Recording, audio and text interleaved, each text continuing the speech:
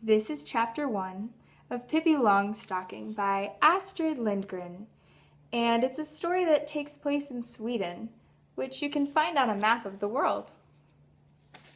Chapter 1 is called Pippi Moves into Villa Villekula. Way out at the end of a tiny little town was an old overgrown garden, and in the garden was an old house. And in the house lived Pippi Longstocking. She was 9 years old, and she lived there all alone. She had no mother and no father, and that was of course very nice because there was no one to tell her to go to bed just when she was having the most fun, and no one who could make her take cod liver oil, which is a kind of medicine that tastes really bad, when she much preferred caramel candy. Once upon a time, Pippi had had a father, of whom she was extremely fond. Naturally, she had had a mother too, but that was so long ago that Pippi didn't remember her at all.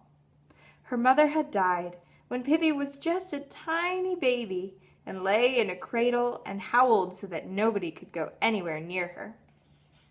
Pippi was sure that her mother was now up in heaven, watching her little girl through a peephole in the sky, and Pippi often waved up at her and called, "Don't you worry about me. I'll always come out on top." Pippi had not forgotten her father. He was a sea captain who sailed on the great ocean, and Pippi had sailed with him in his ship until one day her father was blown overboard in a storm and disappeared. But Pippi was absolutely certain that he would come back. She would never believe that he had drowned. She was sure that he had floated until he landed on an island inhabited by cannibals. Cannibals are a kind of people that are wild, and there are stories about them that say that maybe there are faraway islands that nobody knows about, and maybe strange wild people live on them. So that's kind of what cannibals are like. And Pippi thought, that he had become the king of all the cannibals and went around with a golden crown on his head all day long. "My papa is a cannibal king. It certainly isn't every child who has such a stylish papa," Pippi used to say with satisfaction. "And as soon as my papa has built himself a boat, he will come and get me, and I'll be a cannibal princess. Hi-ho, won't that be exciting?" Her father had bought the old house in the garden many years ago. He thought he would live there with Pippi when he grew old and couldn't sail the seas any longer. And then this annoying thing had to happen, that he was blown into the ocean, and while Pippi was waiting for him to come back, she went straight home to Villa Villekula. That was the name of the house. It stood there, ready and waiting for her. One lovely summer evening, she had said goodbye to all the sailors on her father's boat. They were all fond of Pippi, and she of them. "So long, boys," she said, and kissed each one on the forehead. "Don't you worry about me. I'll always come out on top." 2 things she took with her from the ship. 1, a little monkey, whose name was Mr. Nilsson. He was a present from her father. And 2, a big suitcase full of gold pieces. The sailors stood upon the deck and watched as long as they could see her.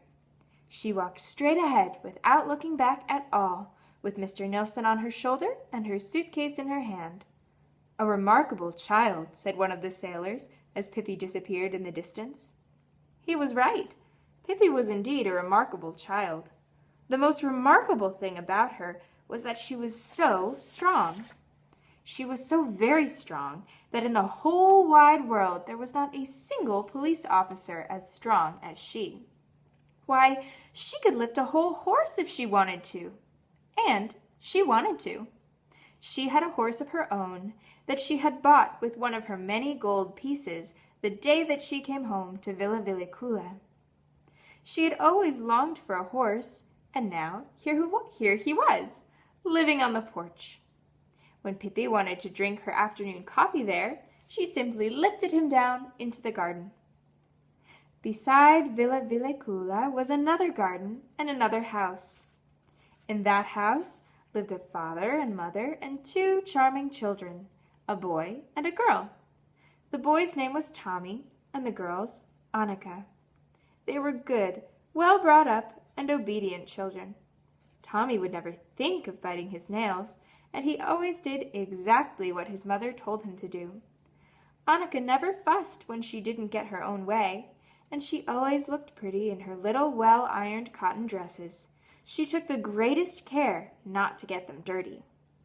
Tommy and Annika played nicely with each other in their garden, but they had often wished for a playmate. While Pippi was still sailing on the ocean with her father, they often used to hang over the fence and say to each other, "Isn't it silly that nobody ever moves into that house? Somebody ought to live there, somebody with children." On that lovely summer evening, when Pippi, for the first time, stepped over the threshold of Villa Villecula, Tommy and Annika were not at home. They had gone to visit their grandmother for a week, and so they had no idea that anybody had moved into the house next door. On the first day after they came home again, they stood by the gate, looking out onto the street, and even then they didn't know that there actually was a playmate so near.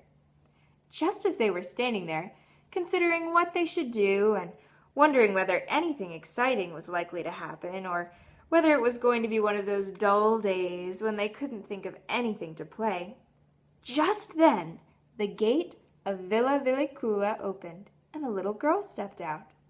She was the most remarkable girl Tommy and Annika had ever seen. She was Miss Pippi Longstocking out for her morning promenade. Promenade is a way of saying walk, so she was out for her morning walk. This is the way that she looked. Her hair, the color of a carrot, was braided in two tight braids that stuck straight out. Her nose was the shape of a very small potato, and it was dotted all over with freckles. Now it must be admitted that the mouth under the nose was a very wide one, with strong white teeth. Her dress was rather unusual. Pippi herself had made it. She had meant it to be blue, but there wasn't quite enough blue cloth, so Pippi had sewed little red pieces on it here and there. On her long, thin legs, she wore a pair of long stockings, which is kind of like a word for socks or tights. One brown and the other black. And she had on a pair of black shoes that were exactly twice as long as her feet. These shoes her father had bought for her in South America so that Pippi would have something to grow into, and she never wanted to wear any others. But the thing that made Tommy and Annika open their eyes widest of all was the monkey sitting on the strange girl's shoulder. It was a little monkey dressed in blue pants, yellow jacket, and a white straw hat. Pippi walked along the street with one foot on the sidewalk and the other in the gutter. Tommy and Annika watched as long as they could see her. In a little while, she came back, and now she was walking backward. That was because she didn't want to turn around to get home. When she reached Tommy's and Annika's gate, she stopped. The children looked at each other in silence. At last, Tommy spoke. "Why did you walk backward?" "Why did I walk backward?" said Pippi. "Isn't this a free country? Can't a person walk any way she wants to? For that matter, let me tell you that in Egypt, everybody walks that way, and nobody thinks it's the least bit strange." "How do you know?" asked Tommy. "You've never been in Egypt, have you?" "I've never been in Egypt? Indeed I have. That's one thing you can be sure of. I have been all over the world and seen many things stranger than people walking backward. I wonder what you would have said if I had come along walking on my hands the way that they do in farthest India." "Now you must be lying," said Tommy. Pippi thought a moment. "You're right," she said sadly. "I am lying." "Well, it's wicked to lie," said Annika, who had at last gathered up enough courage to speak. "Yes, it's very wicked to lie," said Pippi, even more sadly, "but I forget it now and then. And how can you expect a little child whose mother is an angel and whose father is king of a cannibal island, and who herself has sailed on the ocean all her life, how can you expect her to tell the truth always? And for that matter," she continued, her whole freckled face lighting up, "let me tell you that in the Congo there is not a single person who tells the truth. They lie all day long, begin at 7 in the morning and keep on until sundown.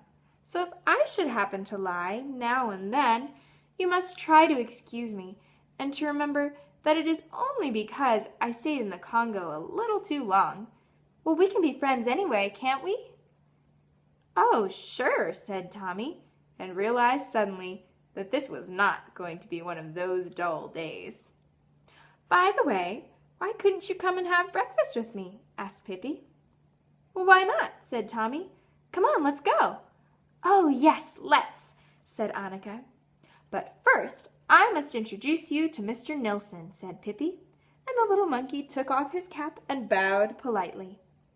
Then they all went in, through Villa Villicula's tumble-down garden gate, along the gravel path, bordered with old, moss-covered trees. Really good climbing trees they seemed to be, up to the house and onto the porch. There stood the horse, munching oats out of a soup bowl. "Why do you have a horse on the porch?" asked Tommy. All horses he knew lived in stables. "Well," said Pippi thoughtfully, "he'd be in the way in the kitchen, and he doesn't like the parlor." A parlor is like another word for a living room. Tommy and Annika patted the horse and then went on into the house. It had a kitchen, a parlor, and a bedroom. But it certainly looked as if Pippi had forgotten to do her Friday cleaning that week. Tommy and Annika looked around cautiously, just in case the king of Cannibal Isles might be sitting in a corner somewhere. They had never seen a cannibal king in all their lives, but there was no father to be seen, nor any mother either. Annika said anxiously, "Do you live here all alone?" "Of course not," said Pippi. "Mr. Nilsson and the horse live here too." "Well, yes, but I mean, don't you have any mother or father here?" "No, not the least tiny little bit of a one," said Pippi happily. "Well, but who tells you when to go to bed at night and things like that?" asked Annika. "I tell myself," said Pippi. "First, I tell myself in a nice, friendly way. And then, if I don't mind, I tell myself again more sharply. And if I still don't listen, then I'm in for a spanking. See?" Tommy and Annika didn't see it all, but they thought maybe it was a good way.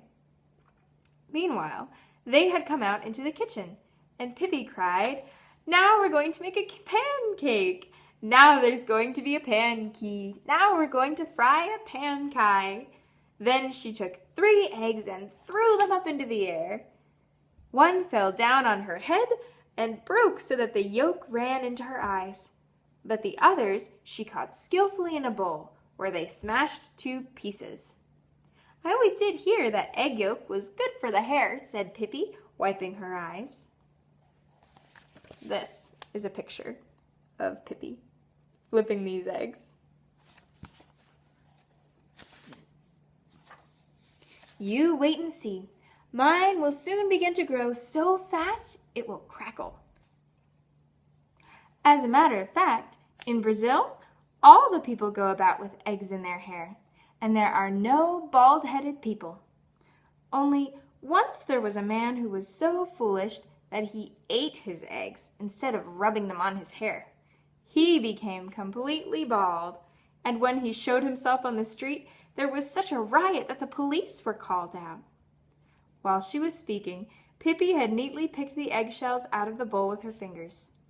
Now she took a bath brush that hung on the wall and began to beat the pancake batter so hard that it splashed all over the walls. At last, she poured what was left onto a griddle that stood on the stove. When the pancake was brown on one side, she tossed it halfway up to the ceiling so it turned right around in the air, and then she caught it on the griddle again. And when it was ready, she threw it straight across the kitchen, right onto a plate that stood on the table. "Eat," she cried, "eat before it gets cold." And Tommy and Annika ate and thought it was a very good pancake. Afterward, Pippi invited them to step into the parlor.